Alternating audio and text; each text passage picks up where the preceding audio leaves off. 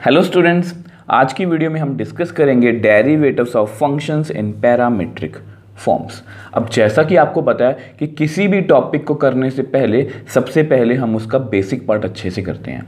मतलब आज की वीडियो में हम मेनली यही डिस्कस करेंगे कि पैरामीट्रिक फॉर्म्स हम किसको बोलते हैं और इनको हम डिफरेंशिएट किस तरह से करते हैं।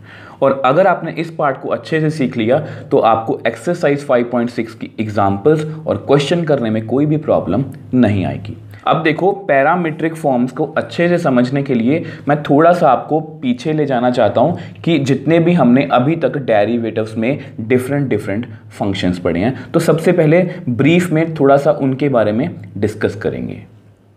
अब देखो, यहाँ पर मैंने 3 डिफरेंट तरह के फंक्शंस लिखे हैं और ये तीनों ही फंक्शंस हमने अभी तक डेरिवेटिव्स में कहीं ना कहीं पढ़े हैं। तो देखो, सबसे पहला फंक्शन मैंने लिखा एक्सप्लिसिट फंक्शंस। अब ये फंक्शंस कैसे होते हैं जिसमें y और x क्या होते हैं, सेपरेटेड। और हमने इस फंक्शंस के काफ़ी क्वेश्चन एक्सरसाइज 5.2 में किए थे, बिल्कुल स्टार्टिंग में जब हम डेरिवेटिव की स्टार्टिंग कर रहे थे, मतलब डेरिवेटिव को सीखना हमने शुरू किया था, तब हमने इन सभी फंक्शंस को अच्छे से देखा भी, जाना भी और इनको डिफरेंशिएट करना भी सीखा। सेम वे से सेकंड, मतलब यहाँ पर मैंने लिखा है इम्प्लिसिट फंक्शंस। अब इम्प्लिसिट फंक्शंस में क्या होता है, देखो जिस तरह से एक्सप्लिसिट फंक्शंस में y और x सेपरेटेड होते हैं, इम्प्लिसिट फंक्शंस में सिंपल सी लैंग्वेज में बताऊंगा आपको, y और x क्या होते हैं, मिक्स में होते हैं, ये सेपरेट नहीं हो सकते। अब इन फंक्शंस को भी हम जानते हैं और एक्सरसाइज 5.3 में हमने इनके काफ़ी क्वेश्चन सॉल्व भी किए हैं। मतलब इन फंक्शंस को हम जानते भी हैं और इनको हमें डिफरेंशिएट करना भी आता है, मतलब dy/dx हमें फाइंड करना आता है। अब सेम लास्ट, मतलब स्पेशल फंक्शंस। अब इनको मैंने स्पेशल फंक्शंस बोला है क्योंकि आपको पता है ये कौन सी टाइप है। अभी अभी हमने की है लास्ट एक्सरसाइज 5.5 वेरिएबल की पावर वेरिएबल। इसको मैं हमेशा इसी तरह से बोलता था कि फंक्शन की पावर फंक्शन या वेरिएबल की पावर वेरिएबल, और इसको हम लॉग की हेल्प से डिफरेंशिएट करते थे। मेरा कहने का क्या मतलब है कि इन तीनों ही फंक्शंस को हम अच्छे से जानते भी हैं और इन तीनों ही फंक्शंस को हमें डिफरेंशिएट करना भी आता है। मैं यहाँ पर क्या कहना चाह रहा हूँ कि अगर हम किसी फंक्शन को अच्छे से जानते हैं तभी तो हम उसको डिफरेंशिएट कर पाएंगे। जैसे मैं इसको जानता हूँ कि ये इम्प्लिसिट है, मुझे इसको डिफरेंशिएट करना आता है। ये मैं इसको जानता हूँ कि ये वेरिएबल की पावर वेरिएबल है, तो मुझे इसको लॉग की हेल्प से ही डिफरेंशिएट करना पड़ेगा। मतलब आपको फंक्शन की पहले अच्छे से नॉलेज होनी चाहिए। अब सेम वे से पहले हम फंक्शंस इन पैरामीट्रिक फॉर्म्स को अच्छे से समझेंगे। अगर हमने अपने फंक्शंस को अच्छे से समझ लिया, मतलब इस वाले फंक्शन को अच्छे से समझ लिया, तभी तो हम उसका डिफरेंशिएट करना सीखेंगे। तो सबसे पहले हम फंक्शंस इन पैरामीट्रिक फॉर्म्स की बात करेंगे। अब देखो, फंक्शंस इन पैरामीट्रिक फॉर्म्स लिखने से पहले मैं आपसे कुछ पूछना चाहता हूँ। बहुत ध्यान से मेरा क्वेश्चन सुनना। ये मैंने यहाँ पर 3 डिफरेंट फंक्शंस लिखे हैं। आपको पता है ये तीनों ही डिफरेंट हैं। इसमें y और x सेपरेटेड हैं, इसमें y और x मिक्स में हैं, अब इसमें वेरिएबल की पावर वेरिएबल है। मतलब तीनों ही डिफरेंट फंक्शंस हैं। और अगर मैं आपसे इन तीनों में डिफरेंस ना पूछकर ये पूछूं कि इन तीनों में एक कॉमन बात बता दो, तो क्या आप वो बता पाओगे? बहुत ध्यान से देखना। देखो, इन तीनों फंक्शंस को बहुत ध्यान से देखो। तो इन तीनों में एक कॉमन बात तो है, अगर आप ध्यान से देखोगे तो। देखो, y और x, y और x, y और x। मेरा कहने का क्या मतलब है स्टूडेंट्स कि ये तीनों फंक्शन सिर्फ y और x में ही हैं। और अगर इसको मैं जर्नली में आपको समझाऊं तो मेरा कहने का क्या मतलब है कि हमने अभी तक डेरिवेटिव्स में जितने भी फंक्शंस पढ़े हैं उनमें हमने सिर्फ 2 ही वेरिएबल्स की बात की है, x और y। कोई भी 2 वेरिएबल हों, जैसे यहाँ पर x और y की बात हो रही है, यहाँ पर भी x और y की बात हो रही है, यहाँ पर भी x और y की बात हो रही है। अब आप मेरा इशारा तो समझ ही गए होंगे कि मैं आपका ध्यान कहाँ पर लेके जाना चाहता हूँ। मतलब आपकी जो पैरामीट्रिक फॉर्म है इसमें 2 से ज़्यादा वेरिएबल होने वाले हैं। देखो, अभी तक हमने जितने भी फंक्शंस पढ़े, explicit function, implicit function, special function, इनमें सिर्फ और सिर्फ 2 ही वेरिएबल्स की बात की गई है। और अगर हम पैरामीट्रिक की बात करें तो इसमें 2 से ज़्यादा वेरिएबल होते हैं। तो मैं आपको लिख के दिखा देता हूँ। देखो, let x is equal to t² + 1 and y is equal to t³। कुछ भी लिख लो, जस्ट मैंने आपको समझाने के लिए वैसे ही लिख लिया। अगर आप ध्यान से देखो तो यहाँ पर x in terms of t है y in terms of t है, मतलब x भी एक t में फंक्शन है, y भी एक t में फंक्शन है। अब यहाँ पर हमारे पास कितने वेरिएबल हो गए, x, y और t, मतलब यहाँ पर हमारे पास 3 वेरिएबल है। और यहाँ पर लिखा भी होगा क्वेश्चन में where t is any parameter.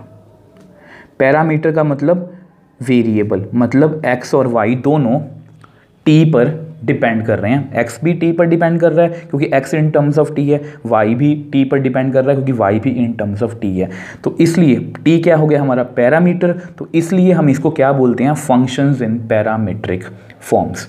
तो अब आपने अपने फंक्शन को बहुत ध्यान से समझ भी लिया। देखो फंक्शन हमारा क्या है कि अगर हमारे फंक्शन में 2 से ज़्यादा मतलब 3 वेरिएबल होंगे तो उसको हम क्या बोलेंगे, फंक्शंस इन पैरामीट्रिक फॉर्म्स। अब यहाँ पर t पैरामीटर है, अब यहाँ पर कोई भी और पैरामीटर भी हो सकता है, यहाँ पर थीटा भी हो सकता है, यहाँ पर u भी हो सकता है, यहाँ पर v भी हो सकता है, वो क्वेश्चन पे डिपेंड करता है। बट जो मेन बात हमें समझनी थी वो यही समझनी थी कि हमारे फंक्शंस कैसे होते हैं। तो ये हमारे फंक्शंस कुछ ऐसे होते हैं। अब यहाँ पर देखो इसको मैं क्या बोलूँगा, function in terms of t, function in terms of t। अब यहाँ पर मैं फंक्शन पे काफ़ी फोकस कर रहा हूँ। अब ऐसा क्यों कर रहा हूँ वो मैं आगे जाके आपको बाद में बताऊँगा, क्योंकि मुझे आपको एक और टॉपिक करवाना है इस टॉपिक के अंदर ही। अब वो NCERT में गिवन नहीं है, बट उस तरह के क्वेश्चंस आपको मिसलेनियस एक्सरसाइज में है। अब इसकी हेल्प से आप, मतलब जो मैं आपको टॉपिक करवाऊंगा आगे जाके, उसकी हेल्प से आप वो जो मिसलेनियस वाले क्वेश्चन है उसको आप इजीली सॉल्व कर पाओगे। तो इसलिए मैं आपको जो वो टॉपिक है वो इस पैरामीट्रिक फॉर्म्स को समझाने के बाद में करवाऊंगा। वो बिल्कुल ऑलमोस्ट सिमिलर ही है, तो इसको आपने बहुत ध्यान से समझना है। तो काफ़ी अच्छा टॉपिक है ये। अब देखो, अब हमने फंक्शंस इन पैरामीट्रिक फॉर्म्स को अच्छे से समझ लिया, मतलब हमारे फंक्शंस किस तरह से हैं, हमने अपने फंक्शन को अच्छे से समझ लिया। अब नेक्स्ट हमें चीज़ क्या करनी है, अब हमें इसको डिफरेंशिएट करना सीखना है। तो चलिए डिफरेंशिएट करना इसको सीखते हैं। अब देखो, अब हम आज के मेन टॉपिक पे आते हैं कि derivatives of function in parametric forms, मतलब जो पैरामीट्रिक फॉर्म्स हमने अभी अभी समझी हैं कि किस तरह के फंक्शंस होते हैं, उनको हमने डिफरेंशिएट करना सीखना है। और मैंने वही सेम एग्जांपल लेने की कोशिश की है। अब इसका डेरिवेटिव करने से पहले मैं आपको कुछ समझाना चाह रहा हूँ। देखो, आपको पता है इसका क्या मतलब होता है, differentiate x square with respect to x. ठीक है, अब इसको एक बार डिफरेंशिएट करो। अब मुझे पता है ये सब कुछ आपको आता है, थोड़ा वेट करो कि मैं आपको क्या समझाना चाह रहा हूँ।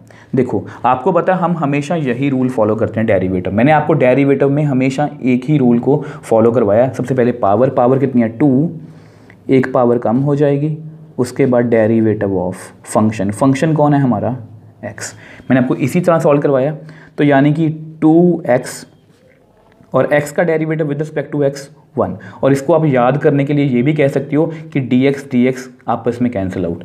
ये चाहे कैंसिल हो ना हो, लॉजिकल ये सही नहीं है, बट एक्चुअल में जस्ट याद करने के लिए कि dx कैंसिल आउट हो गया तो कितना आएगा 1, मतलब x का derivative with respect to x कितना होगा 1। अब देखो, मुझे आपको क्या समझाना है, हमने उसके बाद ये भी सीखा था y स्क्वायर का डेरिवेटिव। तो इसको भी सेम, पहले पावर, एक पावर कम हो जाएगी, उसके बाद डेरिवेटिव ऑफ फंक्शन। ठीक है, तो आपको पता है इसका डेरिवेटिव कितना आएगा, 2y की power 1 dy by dx। y का डेरिवेटिव विद रिस्पेक्ट टू कितना होगा, dy बाई dx। ठीक है, अब यहाँ पर सिचुएशन थोड़ी सी बदलने वाली है।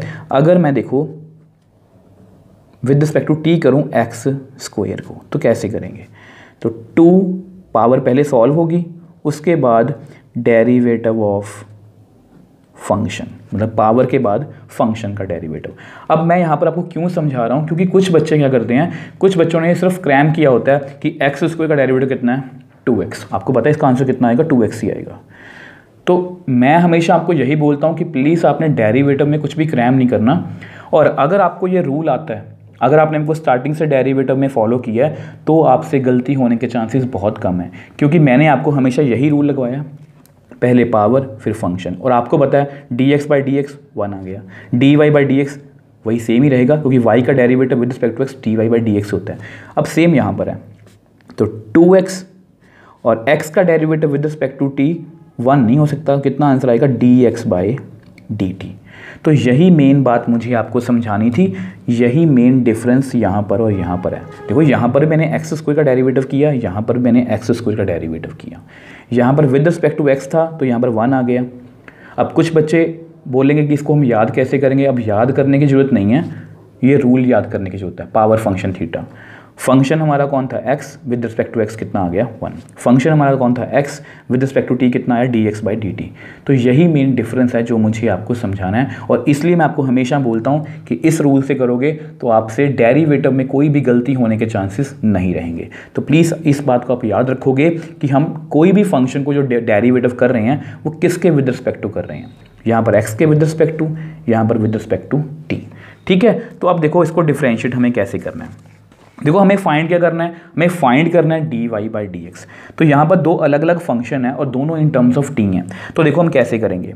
तो यहाँ पर हम देखो सबसे पहले x लिख लो, x = t² + 1। तो यहाँ पर आप लिखो differentiate both sides with respect to t। यहाँ पर हम with respect to t differentiate करेंगे। तो यहाँ पर देखो डिफरेंशिएट कर दो, x का derivative with respect to t, t² का derivative with respect to t, 1 का derivative with respect to t। अब ऐसा करते हैं, इसको नेक्स्ट पेज पे सॉल्व करते हैं। अब देखो मैंने आपको अभी अभी समझाया कि x का derivative with respect to t कितना होगा dx/dt। तो यहाँ पर हम क्या लिखेंगे dx/dt = अब t² का डेरिवेटिव, तो इसको हम उसी रूल से करेंगे पावर फंक्शन थीटा। तो पहले पावर कितनी है 2, और पावर कैसे सॉर्ट आउट होती है, एक पावर कम हो जाती है, then derivative of function. Function कौन है हमारा t। ठीक है, अब कांस्टेंट का डेरिवेटिव कितना होता है आपको पता है 0। चाहे किसी के भी विद रिस्पेक्ट टू करना हो, चाहे विद रिस्पेक्ट टू x, चाहे विद रिस्पेक्ट टू y, उसका डेरिवेटिव हमेशा कितना होगा 0। ठीक है, dx/dt। अब इसका आंसर कितना आएगा 2 × t⁻1। अब आपको पता है कि t का derivative with respect to t कितना होगा 1। इसको आप ऐसे भी याद रख सकते हो कि dt और dt कैंसिल आउट, कितना आएगा 1। ये जस्ट याद रखने के लिए, लॉजिकली ये करेक्ट नहीं है। तो यहाँ पर कितना आएगा 1 + 0, यानी कि dx/dt की वैल्यू हमारे पास कितनी आ गई 2 × t। तो इसको आप नंबर 1 दे लो। ठीक है, तो ये हमारी dx/dt की वैल्यू है। ठीक, अब सेम वे से देखो लेट y, और y हमारा कितना था t³। अब सेम वही प्रोसीजर हम यहाँ पर y के लिए भी रिपीट करेंगे, differentiate both sides with respect to t। तो इसको डिफरेंशिएट कर दो विद रिस्पेक्ट टू t, पहले y को, उसके बाद t³ को। ठीक है, अब सेम वही y का derivative with respect to t कितना होगा dy/dt। ठीक है, अब यहाँ पर वही रूल पावर फंक्शन थीटा। तो पावर पहले सॉर्ट आउट होगी, पावर कितनी है 3, एक पावर कम हो जाएगी, then derivative of function. Function कौन है हमारा t। तो चलो इसको भी डिफरेंशिएट करते हैं, जस्ट फाइनल स्टेप ही हमारा dy/dt 3t 3 - 1 2। अब t का derivative with respect to t कितना होगा अगेन 1। तो यानी कि हमारी dy/dt की वैल्यू कितनी आ गई 3t²। अब इसको आप नंबर 2 सपोज कर लो। तो यानी कि मैंने दोनों को अलग अलग डिफरेंशिएट कर लिया। अब दोनों को हमने अलग अलग डिफरेंशिएट तो कर लिया, बट मुझे वैल्यू किसकी फाइंड करनी है, मुझे वैल्यू फाइंड करनी है dy/dx की। बट मेरे पास वैल्यू किसकी है, या dx/dt की और dy/dt की। तो देखो इसको हम कैसे मतलब कि टैकल करेंगे। देखो मुझे वैल्यू फाइंड करनी है dy/dx की। तो आप क्या करो, डिवाइड 2/1। आप 2 को 1 से डिवाइड कर दो। अब उससे क्या होगा dy/dt whole divide by dx/dt। अब इससे जो हमें वैल्यू मिलेगी वो पता कौन सी मिलेगी dy/dx। अब देखो इसका क्या मतलब है कि y is changing with respect to t। इसका क्या मतलब है x is changing with respect to t। देखो दोनों y भी with respect to t change हो रहा है, x भी with respect to t change हो रहा है। और अगर हम दोनों को डिवाइड करेंगे तो हमारे पास क्या आएगा कि y is changing with respect to x, मतलब dy/dx। अब इसको भी आप वैसे ही आपको बता रहा हूँ, आप ऐसे भी याद रख सकते हो कि dt और dt कैंसिल आउट, तो मेरे पास क्या बच गया, dy/dx। फिर से बोल रहा हूँ, लॉजिकली ये सही नहीं है, हम ऐसे कट नहीं कर सकते, ऐसे हम कट नहीं कर सकते। मैं जस्ट आपको याद करने के लिए बोल रहा हूँ कि आप अपने मन में इसको ऐसे याद रख सकते हो कि dy/dt और dx/dt को जब हम डिवाइड करेंगे तो मेरे पास किसकी वैल्यू आएगी, dy/dx की। देखो dy/dt की वैल्यू कितनी है, 3t², और इसकी वैल्यू कितनी है, 2 × t। अब ये हमारा क्या कंप्लीटली आंसर, इसको थोड़ा सा सॉल्व करना है, चाहते हो तो आप कर सकते हो। जैसे t से t² कट हो गया, तो मेरे पास देखो विच एम्प्लाइज dy/dx की वैल्यू कितनी आ गई, 3/2 × t। तो ये हमारा क्या है, फाइनल आंसर। यानी कि इस तरह से हम किसी भी पैरामीट्रिक फॉर्म को सॉल्व कर सकते हैं।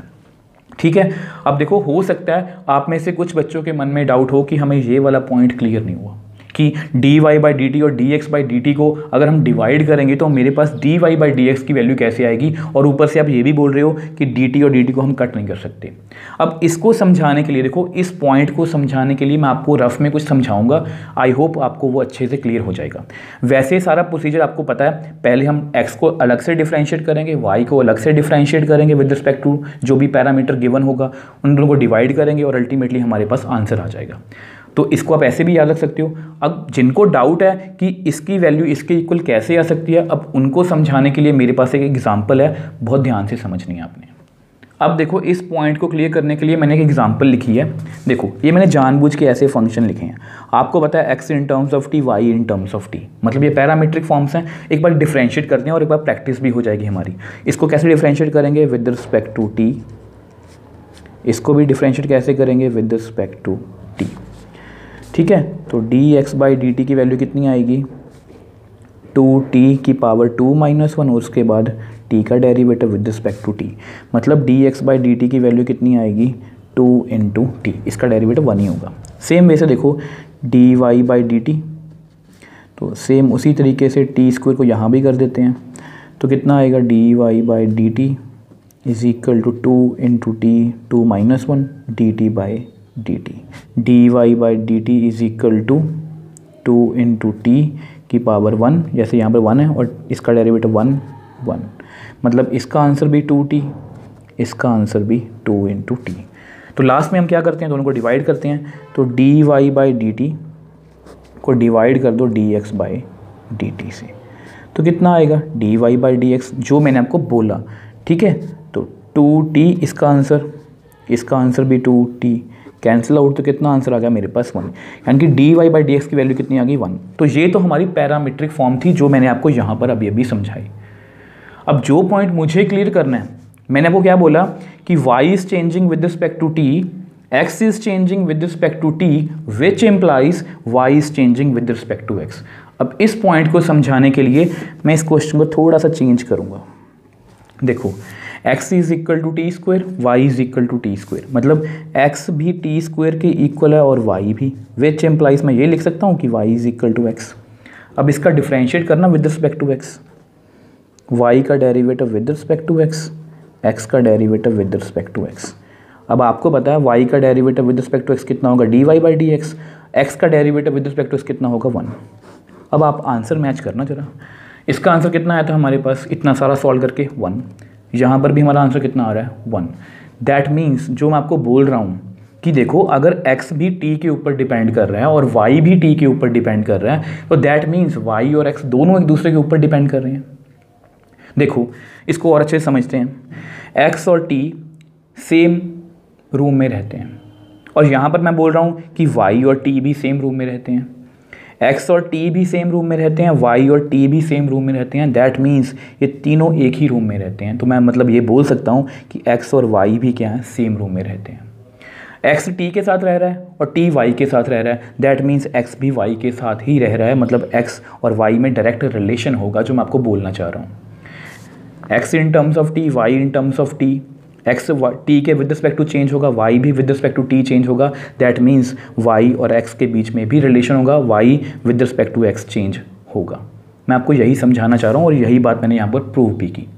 अब कुछ बच्चे बोलेंगे कि सर फिर हमें, अगर हम क्वेश्चन को ऐसे कर सकते हैं तो हमें फिर इसको इतना मतलब कि लेंथी करने की क्या ज़रूरत है, हम सभी क्वेश्चंस को ऐसे ही कर लेंगे। देखो सभी क्वेश्चंस को हम ऐसे नहीं कर सकते, उसके पीछे भी एक रीज़न है, वो भी सुन लो। देखो हमने क्वेश्चन अभी अभी क्या किया, x is equal to t square plus 1 y is equal to t cube, जो मैंने आपको अभी अभी यहाँ पर करवाया नोट्स में, ठीक है।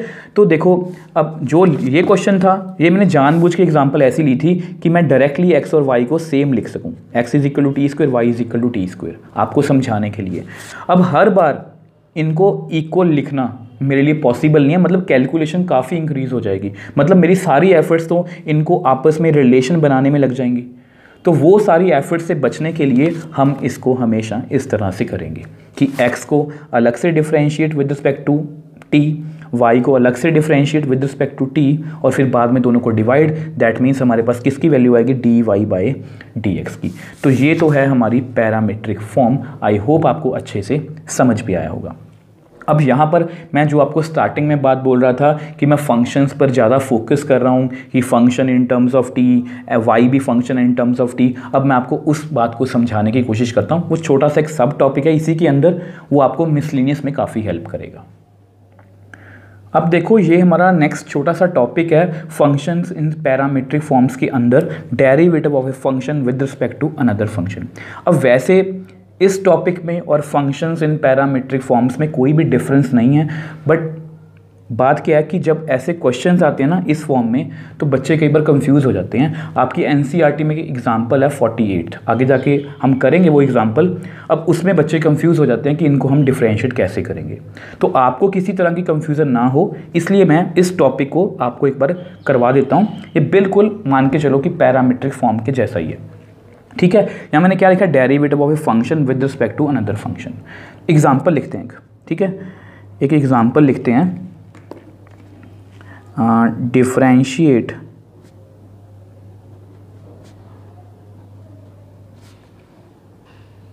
Sign x with respect to log x. आपको इस तरह के क्वेश्चंस एग्जाम में पूछे जा सकते हैं। अब देखने में ये क्वेश्चन थोड़ा सा टफ लग रहा होगा आपको, बट बिलीव मी जो हमने अभी अभी पैरामीट्रिक फॉर्म्स के अंदर किया ये बिल्कुल वही है। आपको याद होगा मैंने आपको बोला था कि मैं इनको ये बोल रहा हूँ, देखो मैं आपको दिखा देता हूँ हमने क्या किया था। ये हमारा क्वेश्चन था, मैंने इसको क्या बोला था, y एक फंक्शन है इन टर्म्स ऑफ t, x एक फंक्शन है इन टर्म्स ऑफ t, और मुझे क्या फाइंड करना है, dy बाई dx। तो इसको हम इससे कैसे रिलेट करेंगे, देखो अब मान लो let u is equal to sine x, अब कोई भी नेम रख लो, and v is equal to log x, ठीक है। अब आप थोड़ा ध्यान दो, u एक फंक्शन है इन टर्म्स ऑफ x, v एक फंक्शन है इन टर्म्स ऑफ x, y एक फंक्शन है इन टर्म्स ऑफ t, x एक फंक्शन है इन टर्म्स ऑफ t। कितने वेरिएबल हैं, x, y और t, u, v और x, तीन वेरिएबल यहाँ पर हैं, तो बिल्कुल सेम है। अब इसको एक्सप्लेन करते हैं। यहाँ पर हमें क्या फाइंड करना था, dy by dx, dy by dx, जो लेफ्ट हैंड साइड में फंक्शन है, मतलब y x t पे डिपेंड कर रहा है, x भी t पे डिपेंड कर रहा है, तो मतलब y भी x पे डिपेंड करेगा, तो मैंने dy बाई dx को निकाला। u x पे डिपेंड कर रहा है, v भी x पे डिपेंड कर रहा है, तो मुझे क्या फाइंड करना होगा, which implies we have to find, ये जस्ट मैं आपको समझाने के लिए लिख रहा हूँ, वी हैव टू फाइंड। देखो इसको मैंने क्या माना, u with respect to v, differentiate u with respect to v, मतलब मुझे क्या फाइंड करना है, du by dv। I hope ये बात आपको अच्छे से क्लियर हो गई होगी, ठीक है। तो मतलब मुझे क्या फाइंड करना है, du बाई dv। अब उसके बाद देखो यहाँ पर मैंने क्या किया, मैंने y को अलग से डिफरेंशिएट किया, x को अलग से डिफरेंशिएट किया, तो वो भी करते हैं। तो देखो u is equal to sine x, तो डिफरेंशिएट कैसे लिखेंगे, differentiate both sides with respect to. अब यहाँ पर राइट हैंड साइड में कौन सा फंक्शन है, t, तो विद रिस्पेक्ट टू t किया था, यहाँ पर कौन है, x, तो विद रिस्पेक्ट टू x। तो कर दो u का derivative with respect to x, sine x का derivative with respect to x, ठीक है। अब देखो आपको पता है u का derivative with respect to x कितना होगा, du बाई dx, ठीक है, अब यहाँ पर हम फिर से वही रूल अप्लाई करेंगे, पावर फंक्शन थीटा, पावर कितनी है 1, छोड़ दो 1 को छोड़ देते हैं, पावर के बाद कौन है फंक्शन, अब फंक्शन कौन है साइन। हम हमेशा इसी तरह बोलते हैं साइन एंगल का derivative cos angle then derivative of angle, angle कितना है हमारा x। तो du by D x is equal to cos x, और x का derivative with respect to x कितना हो गया 1, दैट मीन्स कॉस x। तो इसको आप नंबर 1 सपोज कर लो, यानी कि हमने du बाई डी एक्स की वैल्यू तो निकाल ली। ठीक है, अब सेम वे से देखो, अब सेम वे से हम क्या करेंगे, हम v को भी कैलकुलेट करने की कोशिश करेंगे, मतलब dv बाई डी एक्स। जिस तरह से हमने देखो यहाँ पर क्या किया था, पहले y को सॉल्व किया फिर x को, सेम वैसे यहाँ पर, तो यहाँ पर भी लिख लो differentiate both sides with respect to, right hand side में कौन है x, तो विद रिस्पेक्ट टू x, तो कर दो dv by D x derivative of log x with respect to x। अब फिर से v का derivative with respect to x dv by D x. अब यहाँ पर पावर कितनी है अगेन 1, क्योंकि हम यहाँ पर फिर से वही रूल लगाएंगे, पावर 1 छोड़ दो, फंक्शन कौन है log एंगल का derivative 1 by angle then derivative of angle. तो dv बाई डी एक्स कितना आ गया 1 बाई x का derivative with respect to x 1, that means 1 by x। तो मैंने dv बाई डी एक्स की वैल्यू भी फाइंड कर ली, तो इसको आप नंबर 2 सपोज कर लो। अब देखो उसके बाद हमने क्या किया था, उसके बाद हमने ये किया था कि दोनों को डिवाइड कर दिया, dy बाई डी टी को। देखो यहाँ पर मुझे dy बाई डी एक्स चाहिए ना, तो मैंने dy बाई डी टी को dx बाई डी टी से डिवाइड किया। मुझे du बाई dv चाहिए, तो मैं du बाई डी एक्स को dv बाई डी एक्स से डिवाइड करूँगा। अब ऐसा करते हैं, उसको नेक्स्ट पेज पे सॉल्व करते हैं। अब देखो आपको पता हमें इनको डिवाइड करना है, क्योंकि हमें du बाई dv की वैल्यू चाहिए, तो मैं कैसे करूँगा, डिवाइड 1 बाई 2, तो कर दो divide du by D x dv by D x. अब इसको आप जैसे मर्जी याद रख लो, चाहे आप इलॉजिकल तरीके से याद रख लो कि dx कैंसिल, तो किसकी value I du by dv। और अगर आपको लॉजिकल तरीके से याद रखना है, मतलब कि u is changing with respect to x, v is changing with respect to x, which implies u is changing with respect to v। u भी x के साथ चेंज हो रहा है, v भी x के साथ चेंज हो रहा है, मतलब u v के साथ चेंज हो सकता है। तो du बाई डी एक्स की वैल्यू है cos x और dv बाई डी एक्स की वैल्यू है 1 बाई एक्स, विच एम्प्लाइज, चलो यहाँ पर रहने देते हैं, which implies du by dv की वैल्यू कितनी आ गई, ये x ऊपर चला गया, x cos x। तो ये हमारा क्या है आंसर। ठीक है, तो मतलब देखो हमारा टॉपिक क्या था, फंक्शंस इन पैरामीट्रिक फॉर्म्स। पहले हमने उसको अच्छे से समझा, उसको डिफरेंशिएट करना सीखा, मतलब हमारे जो पैरामीट्रिक फॉर्म्स होती हैं वो कैसी होती हैं, 3 वेरिएबल्स वाली, x इन टर्म्स ऑफ कुछ parameter, y in terms of कुछ पैरामीटर, तो उनको मैंने डिफरेंशिएट करना आपको सिखा दिया। अब ये एक छोटा सा सब टॉपिक था, क्योंकि आपको इसकी मिसलेनियस में एग्जाम्पल्स हैं और इस तरह के क्वेश्चंस करने में आपको प्रॉब्लम ना आए, तो इसलिए मैंने आपको ये भी करवा दिया कि derivative of function with respect to another function. मैंने यहाँ पर cos x sin x को with respect to log x differentiate किया है, क्योंकि अल्टीमेटली u की वैल्यू थी sin, v की वैल्यू थी log x।